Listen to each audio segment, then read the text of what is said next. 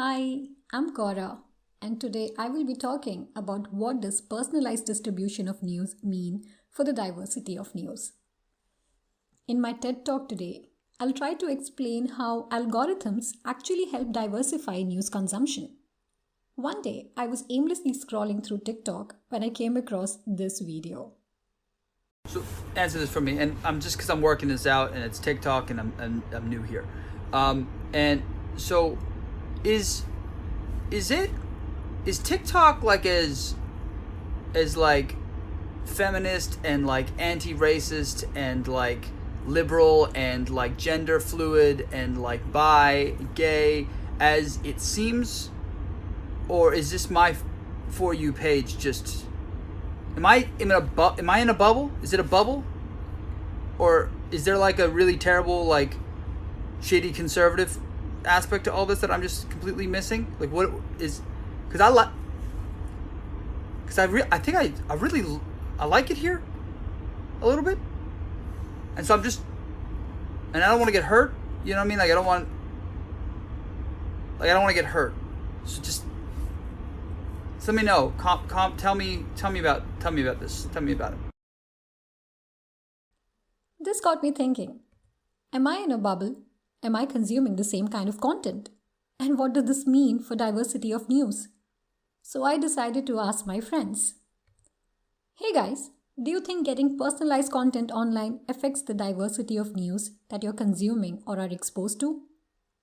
And here's what they said. My friend Apeksha from India agreed that yes, if news is being personalized for her, then she's probably going to see issues that only interest her.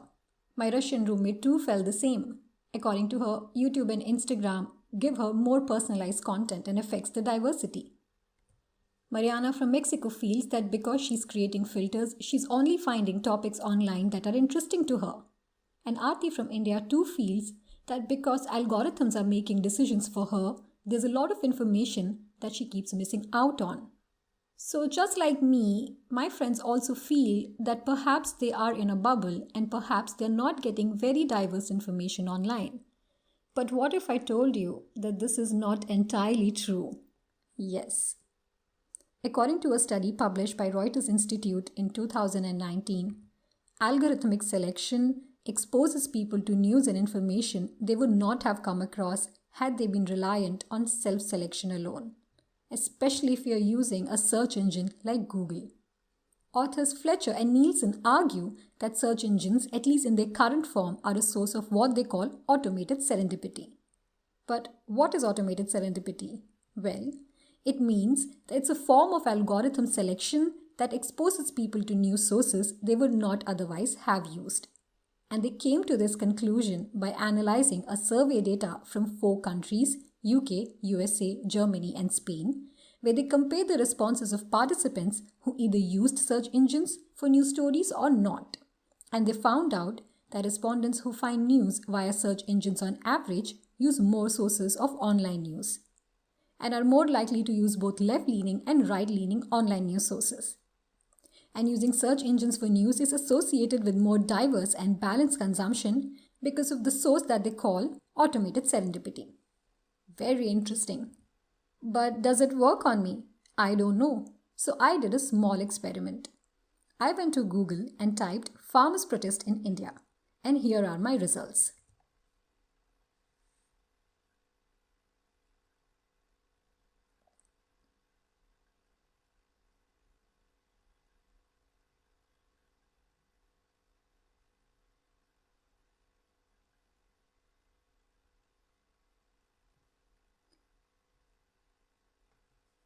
Then I asked my brother in India to do the same and send me his results. And this is what it looks like.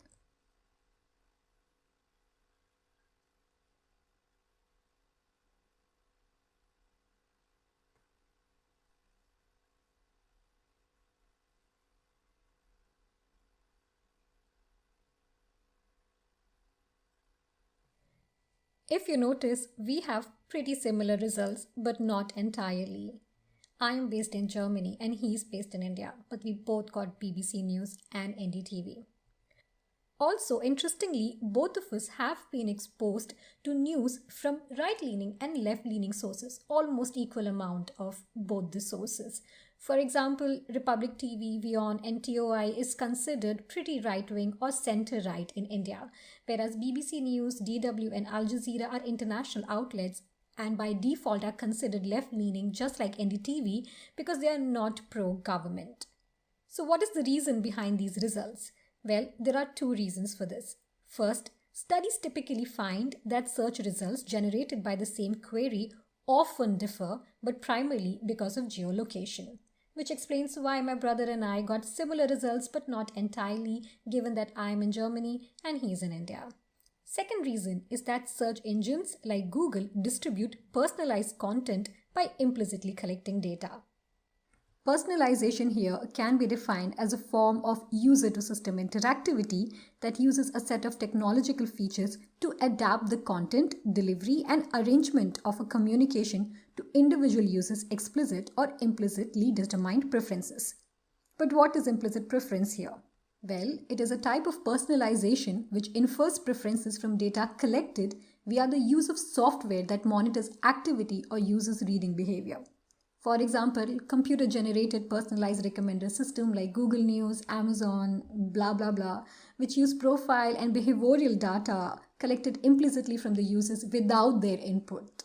So to put it simply, here me as a user or a consumer do not have the authority or is not actively involved in putting my preferences into the application or the website. Instead, it is the website that is tracking my history or my keywords or the content that I'm usually liking or sharing, and then based on that is recommending content to me. Interesting, right? Because a lot of social media platforms also do that, which got me thinking that if that's the case, if social media platforms are also collecting my data implicitly, just like how Google News is doing it, perhaps I will get more diverse news content on my Facebook feed as well. So I decided to open the app on my phone, only to find this.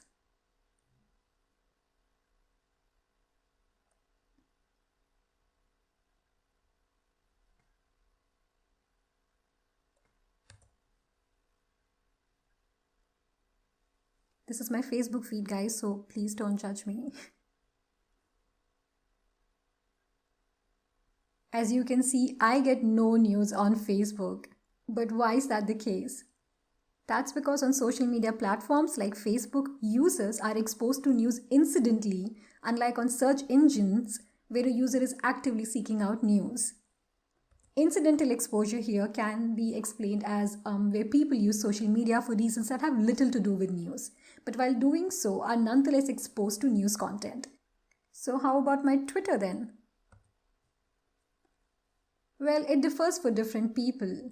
In my case, at least, Twitter is where I get more incidental exposure to news because I follow a lot of news organizations and journalists online. As you can see, I mostly follow international organizations or left-leaning news outlets in India, which limits my exposure to news and thus affects the diversity of content that I'm consuming online, despite it being personalized for my taste. This means the personalized news content that I'm getting exposed to social media is not as diverse as what I'm getting through a Google search. Which made me realize that perhaps I did not ask my friends the right question, so I reframed it and asked them again. Hey guys, do you get more diverse news when you look for it on Google compared to news that you're exposed to on social media? And this is what they said. Apeksha agreed that yes, she finds more diverse and hard news on Google. And so did Mariana, that yes, her content is more diverse on Google. But when I asked them that did they know that just like social media platforms, the content on search engines are also personalized, they had no idea. Neither did I. Unfortunately, I am not in a position to explain the technicalities of how these algorithms work. In fact, researchers argue that as search engines continue to become pivotal political information sources, it raises concerns over the non-transparency of algorithms that might cause biases. As a result, they suggest coming up with a media policy action to demand more transparency and also strengthen users' algorithmic literacy through long-term public funding. Until that happens, all I understand is that as a consumer consciously consuming news, my chances of getting diverse, personalized news content online is higher through a search engine than being incidentally exposed to personalized news on social media that act as mere platforms. However, I am also a media student and an aspiring journalist. So, what should I be prepared for? Maybe I should not be scared of automation and try to understand it instead. A growing discourse right now is how media organizations can eliminate the need of digital intermediaries and instead develop a direct relationship with their readers via automated newsletters and personalized content.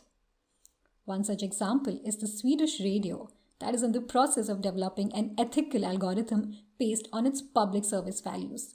Here, the reader and the listener can get customized content on their website that is decided by an algorithm monitored by an editorial team. How cool is that, right?